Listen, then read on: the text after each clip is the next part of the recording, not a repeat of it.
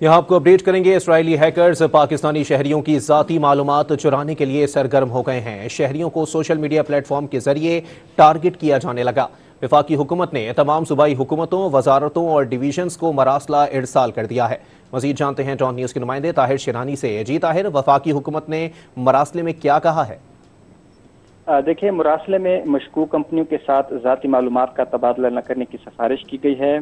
मुरासले में हैकर्स के टारगेट से बचाव के लिए साइबर सिक्योरिटी गाइडलाइंस भी शामिल हैं। गाइडलाइंस में कहा गया है कि किसी भी नामालूम शख्स के साथ ज़ाती ईमेल,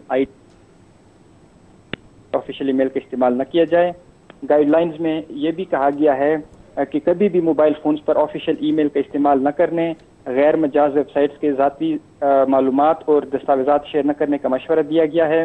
इसी तरह शहरियों को कभी भी नामालूम लिंक या अटैचमेंट पर क्लिक, नामालूम और नामशकूक एप्लीकेशन को इंस्टॉल न करने की इंतबा की गई है।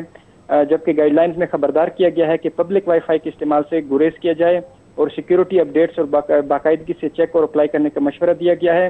वफाकी हुकूमत की जानिब से इस हवाले से तमाम जो सूबाई हुकूमतें हैं, वफाकी वजारतें हैं और डिवीजन्स को मुरासला भिजवाया गया है और उनको जो गाइडलाइंस दी गई हैं उन पर अमल दरामद का मशवरा दिया गया है।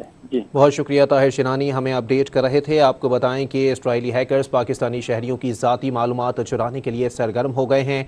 शहरियों को सोशल मीडिया प्लेटफॉर्म के जरिए टारगेट किया जाने लगा है।